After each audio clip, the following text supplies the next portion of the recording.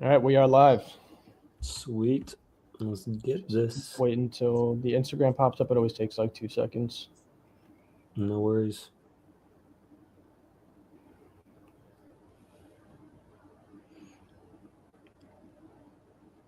Oh, shoot. I have to press go live. My bad. Sorry, guys.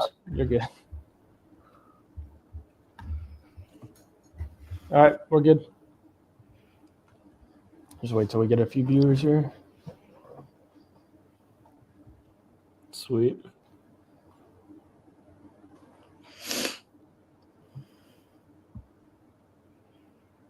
Let's send this out.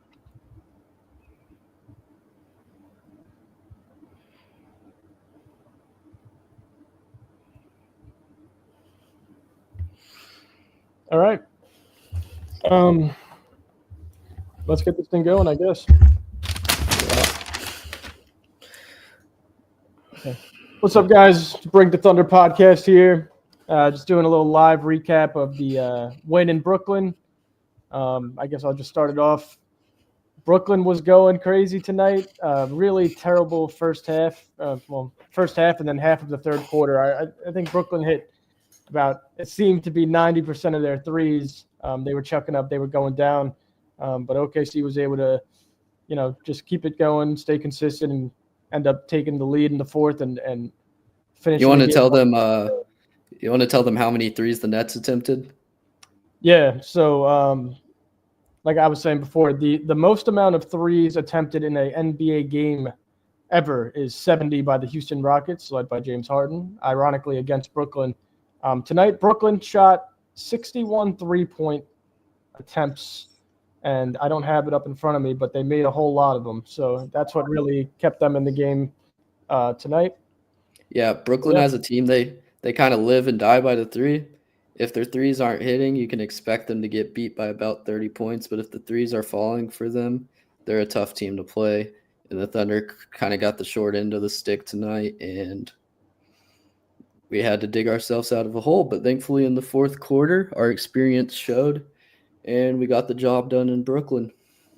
Yeah, so a big thing I really wanted to bring up tonight was the amount of time Aaron Wiggins got on the floor.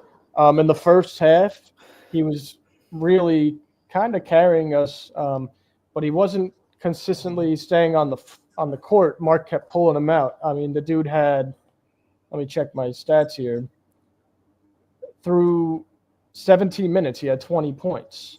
But then, thankfully, I think Mark's been listening to me complain pretty much. Wiggins played the whole fourth quarter besides the last 30 seconds.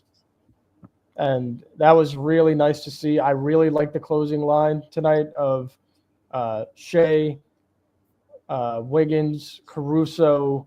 I think it was who was the fourth? Maybe it was Kaysen and Chet. Yeah. Really liked that closing line. Kaysen balled out in the fourth quarter, big steals. And it was really nice to see. Oh, actually, I'm talking. Kaysen wasn't in it. It was Dub. I want to touch on Dort. Dort normally he's kind of the producer that still is going to give you offensive production even when the Thunder are losing by 20 points. But tonight we just kind of didn't have that spark from him. Mark Daigneault realized that, and we saw a decrease in Dort minutes in this. We really saw a decrease in Dort minutes in the second half. But here's the thing. That's an okay thing because it wasn't the best matchup for Dort tonight. So I really like seeing Mark change it up, throw Wiggins in there, who absolutely balled out tonight, and throw Kaysen. Kaysen was playing great tonight too. He had 13 points off the bench. Aaron Wiggins, 24 points off the bench in 29 minutes, 5 rebounds, 3 assists, over 50% shooting like always, a plus 26.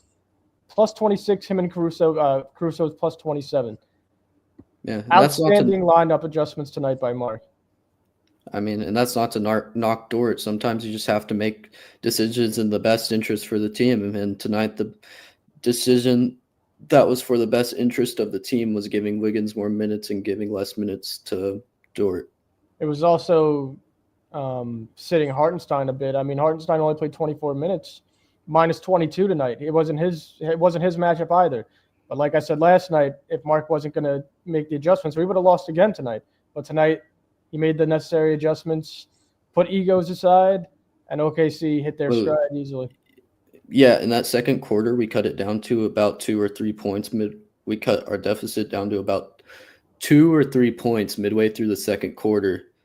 Then Dagnall circled back and went back to the double big lineup, and I think we went down by about 16, 17 points again, if I'm not mistaken. Yep. Another thing about that double big lineup is, I mean, this is now, I don't have the amount of games up in front of my face, but this is an amount of games that we've seen. It's just not going to work out against most teams. The starting slow consistently. Well, it doesn't really trend. We go down big early in games consistently here. So, or we just start slow offensively. So, I mean, you're not going to be able to do this against good teams. We've seen it. So we're lucky we play in Brooklyn tonight. But it doesn't help that Claxton was suspended and their big was Day'Ron Sharp, I think is how you say his name. Yeah. He's not really a true 5. Day'Ron balled out on us tonight, though. Yeah, he did hoop though. He was getting buckets. I was going crazy on my live stream, to be honest. Like, I was like roasting him the whole game. I was like, dude, who is this guy? Why are we always getting like just burned by randoms? It feels like yeah. Well, I mean, he was on the scouting report, so yeah. Day'Ron's actually a pretty decent player, but 25, 15, and 5 is unacceptable. The main problem I had tonight was Killian Hayes. 19.7 assists, five threes is a lot more unacceptable. Yeah, it's not great. We have 3 of the best point of attack defenders in Caruso, Wallace, and Dort. Covering Killian Hayes should not be a problem. Yeah, one of the things I do want to point out real quick was Shea's lack of effort on the defensive end throughout the game. Like, usually, he's probably pretty decent, but he had a lot of lapses, and that kind of brings me back to like maybe 2 years ago when he used to do that a lot as well, where he would have lapses in games of defensive just not moving to the right spots or not being in the right spot. And I saw a lot of that this game. I feel like one of the criticisms that I had throughout the whole game was we should be sharp coming out of All-Star break, right? Like, we're all healthy. These guys are professional athletes. Like, they should be locked in, focused. And I think that's the main thing is we're just not focused enough on the defensive end, and there's not the same level of effort because we have all the guys back. With Chet, we're like statistically we're playing better defense, but when you do an eye test view of it, it's just lazier defense. We're just not playing the same level. You're 100% right. It is the lazy part. It's not who's on the court. We've been pretty lazy on defense. I think. They got a little comfortable with their lead in the West, but I think they're going to wake up after tonight, especially after letting Brooklyn have 121 points. That's a little insane. I have an Instagram comment to bring up here from B-Boy Sykes. He says, I don't think we're falling off much. I just think teams are starting to respect us a bit more. They're playing their best ball when we're not trying to overcompensate or keep the foot on the gas 100%. I don't disagree with you. I mean, teams are going to play we're the number 1 seed in the West. That's a given that teams are going to play their best basketball. Yeah. So that's no excuse for us to play down to them. Yeah, there's a vendetta out for OKC right now. Everybody wants a piece of them, and they're going to play their best game against us, and we're just going to have to be ready. I mean, they've been on cruise control this whole regular season. They got punched in the mouth the other night by Minnesota, and they got punched in the mouth in this first half, and it kind of seemed like not only did the team wake up offensively, but I think our coach woke up, and I was very happy to see. Don't get me wrong, like an 8-point win against Brooklyn isn't great, but the way Mark coached that second half was outstanding. He made the necessary adjustments, and listen, he sat Lou, and that's a starter, but that's a good thing. When it's not his night, sit him. He sat Shea for a while. He let that line run who was going on that third and early fourth quarter run of Wiggins, Dub, and Chet. I think he put Shea back in the game with like 4 minutes left when they started getting a little bit closer. We were already up by 12 by that point, and that was kind of what I was mentioning about Shea. He just didn't seem like fully locked in on the game throughout the whole game. Like, it was just too relaxed. Even when he came into the fourth, he was smiling. Like, I don't want to see that from the superstar. I need him to, have the killer mentality that he's had most of the season. And it just seems like he's getting comfortable, and that spreads to the rest of the team. Like, Right. I don't know what kind of wake up call if the last game wasn't enough and this game isn't enough. And like, of course, Mark is locked in, but Mark can only do so much when your star player or other players start showing signs of, not putting the full focus and energy and effort that it requires to beat teams that are putting on full-on scouting reports, playing the correct zone. They're playing, a box defense against Shea most of the game, and then they're also transitioning between zones, like soft zones, as well. So it's like which means our guys who aren't necessarily labeled as 3-point shooters have to make the open ones, which is I don't want anyone catching strays here, but Dort, Caruso. Listen, it's a bit of a middle of the season slump from some players, but it was very nice to see them go to other guys tonight and pull out the win. This is what we should be doing, or what Mark should be doing consistently. Again, I don't want to keep talking about it, but I was super happy seeing it. I've been begging Mark for Aaron Wiggins minutes, and what he does tonight is just play excellent basketball all game long. He kept us alive and then finished the game off. I see a comment on YouTube, Westbrook Theory 2.0. Yep, we've been slacking on the defense lately. Yeah, it really is more of just slacking and laziness than actually just getting beat. Hopefully they pick that up. But yeah, I think towards the home stretch here of the regular season, they're going to start picking up the intensity again. It's hard to do an 82-game season, especially when you're winning every game by 20 points. You take your foot off the gas, and so did the coach a few games, and hopefully they get that back. But yeah, we have another one on Instagram. Cason Wallace, Ethan. Cason Wallace earned those 30 minutes tonight. His defensive performance was great. Why did Joe only get 12 minutes? I'll start with the Cason Wallace. Absolutely earned those 30 minutes tonight, especially in the fourth quarter. Just was locking everybody up, creating fast break opportunity. I'd like to see better shooting, but absolutely earned those minutes. Why did Joe only get 12 minutes? Because kind of what you just said. Cason was excellent tonight. Aaron Wiggins was excellent tonight. Joe wasn't playing too great. He wasn't shooting the ball great. So Mark, what he did was, listen, it wasn't you can only slide him out, put someone in who's playing better. You can only play 5 guys on the court at a time, and when Wiggins is balling out, and then Shea, Chet, J-Dub, and Hartenstein are almost guaranteed to get minutes, no matter how they're playing. But if they're playing half decent, they're going to get minutes. So it really just, it's just he can only have so many guys on the court at one time, and Joe just happened to get the short end of that tonight. But that's completely okay. Okay. What we got? B-Boy Skies on Instagram. We shouldn't still be experimenting lineups/matchups. Start running playoff ball while we still have 20 games to burn, Game 7 scenarios. I absolutely agree. And I think that's what we showed tonight. It wasn't much of an experiment.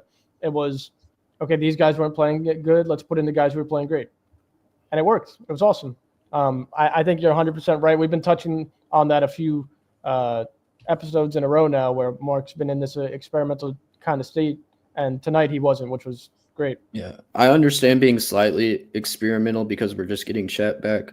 But eventually, after All-Star break, this period is kind of known for being the time when teams start ramping it up and fighting for playoff positioning. So it'd be good if he can kind of figure out which direction he wants to go with the rotation in a short sample of games and then stick with it. Yeah, I think he'll still be pretty experimental, and maybe until like the last 10, 15 games, going right into the playoffs. I think that's when we're really going to be playing. Hopefully we're resting by then, ideally. Yeah, we'll be resting, but I think he'll be playing a more concrete lineup. To also answer that question about like why Joe's not getting the minutes, for the most of the season, he hasn't had the best, performance, as a 3-point shooter. So he's kind of a guy that we kind of play in spot minutes, and that's kind of what I'll see him playing probably in the playoffs as well. Like unless he's really hot, like he's not probably cracking 20 minutes per game because we have to play Kaysen, Caruso, Wiggins, J-Dub, Shea, and he's not getting more minutes than them. And we just have a crazy deep point guard role. I mean, even Lou Dort's in that mix. I mean, that's a lot of guys. Yeah. So with Isaiah, it's pretty much matchup based. Like if teams are going to play zone against us, then we're throwing him in. Then you have to throw him in. And if he's extremely hot, then you have to keep him in. But if he's not playing well, I mean, he's a great player for us when he's playing well. But when he's not, there's not much value there. So we have way too many people that we can just plug in, and if they're playing better, just throw them in the game and keep them in the game. I mean, it's snappy passes, offset the defense, and get the ball to the corner and make threes. That's how you beat the zone that's been getting thrown at us. Yeah. And then I want to respond to Bring the Thunder legend Gabe Ploger's comment on Instagram. He said, how important would you guys say Chet's performance was outside of just his impressive numbers? I would say it's huge because he's just coming off an injury. And, I mean, I noticed, like, he's getting tired. He's getting gassed. He's playing his hardest. But, like, him playing his hardest right now is not what him playing his hardest in the playoffs will be. And to see him putting up his stats just like 1 or 2 weeks off of, or like 2 weeks off of that injury is crazy because like the ceiling for him is so high. Like, I don't think people understand how dominant of a player Chet can be in this league with his archetype. I mean, the guy's just a unicorn. 7'1", can pass, rebound, shoot on all three levels, and on top of that is one of the best rim protectors in the league. It's just ridiculous. Yeah, Gabe, great question. Chet's performance goes way beyond the numbers. His impact is you don't see it in the box score sometimes. He contests every shot in the paint that goes up. No matter if he fouls or if he actually gets the block, it's consistently there's going to be a contest in the paint every time you go and try Chet Holmgren. You saw him he tries to block everything. He's not scared of Ant Edwards going to dunk on him. Yeah, he got dunked on, but he's going to be there, and he's going to do it again. He's going to do it again after that. So having him, especially on the defensive side, I mean, is just such a luxury for this team. And then offensively, yeah, the dude, he can hit threes. He can catch lobs. He has a little bit of a post game. He'll be working on it more. I mean, he's just an excellent player. Carson 4211 on Instagram. 3-point shooting is going to be the downfall for this team come playoff time. Not if they have the right players in. They have the right players, and this team can knock down shots. Shea can hit threes. I want to chime in on that comment. I think it's not going to be a downfall the same way it was last season because we just didn't have the personnel to put in for that supplemental three-point shooting that we needed. This time around, we have plenty of guys that like we can just rotate through that. If one guy's not making it, we got the next guy off the bench. So exactly, we'll be fine this time around. Yeah, I was just going to list a few. Like we didn't have Caruso last year. I trust him to shoot threes in the postseason. I can see a lot of guys in the playoffs ramping it up and getting hot and making threes that you typically wouldn't see them make in the regular season just because of the crowd conditions and the heat of the moment in the playoffs. Right. And I don't think you guys understand the leap that a lot of these guys have taken this year. Chet being one. His 3-point shot looks awesome since coming back from injury. Aaron Wiggins, I mean, absolute baller. I love the guy. I really hope he can slide into the starting lineup at some point because we're seeing that this double big isn't working, which is okay, which is completely okay. I love it because now at 2 different times. Now it's you give Wiggins 2 feet or 2 feet of space, it's a guaranteed shot going up in the air. And I love that level of confidence from him. His confidence is outstanding. It's through the roof right now. I mean, he'll pump fake, go right to the rim. He'll take anybody to the rim. He has an open shot from deep, he'll shoot it. He has a mid-range shot open, he's shooting it. I mean, that's a guy that needs to be in the game often. And I think it really clicked for Mark tonight, playing him literally the whole fourth quarter, besides 30 seconds or a minute. So he's the shot creator that we kind of needed while AJ's kind of, coming back into the game. Great name mentioned, by the way. Yeah. Also, I want to get some stats out here for us midway through the live. So Thunder improved to 47-11. We had an 18-point comeback tonight. We're 20-1 against the Eastern Conference. We're 21-7 against road matchups. We had 4 By the way, players. sorry to interrupt. I'm pretty sure the 18-point comeback was our second biggest comeback of the season. Yeah, it was. And then we had 4 players that scored 22 plus points.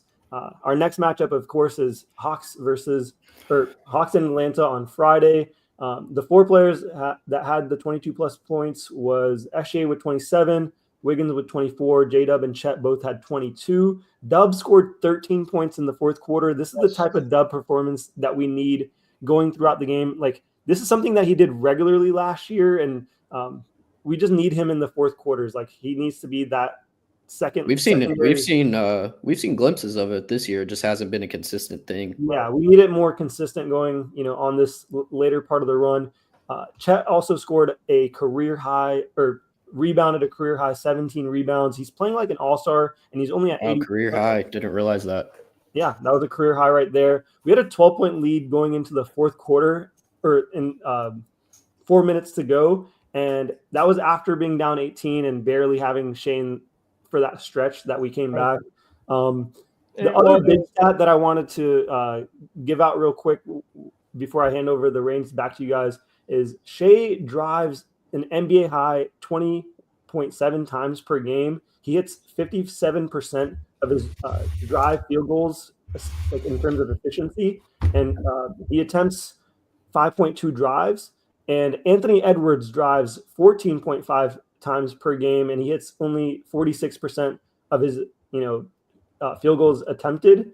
And on his field goals attempted, he's once every 4.4 drives, which is like the highest ratio of anyone that's top 10 in drives. So he's driving less, getting more fouls generated than Shea is, who's driving way more than him. Right. So the whole free throw merchant, commentary, like, yeah. That's beyond. Big shout out to Garrett Thunder for Haviland for that, because he sent that to me earlier. So thanks, Garrett. Appreciate that. And then we have a question from, sorry if I butcher your username Wertzy. They said, wow, big win against the Nets tonight. Can they get 2 in a row against the Hawks too? I think we're going to come into the Hawks game firing, because this game should be a confidence booster for us. And this game released a lot of weight off our shoulders, because we needed this win. If we lost this game, we would be catching a lot of backlash. That's tough. That's tough for the a team that's the youngest team in the NBA. Yeah, that's what I was afraid of, was NBA Twitter kind of making the troll comments, and it's just really hard on the guys. Like, I wish everyone would kind of ease up. Look at the record. We're 47-11. Like, let's just take a breath.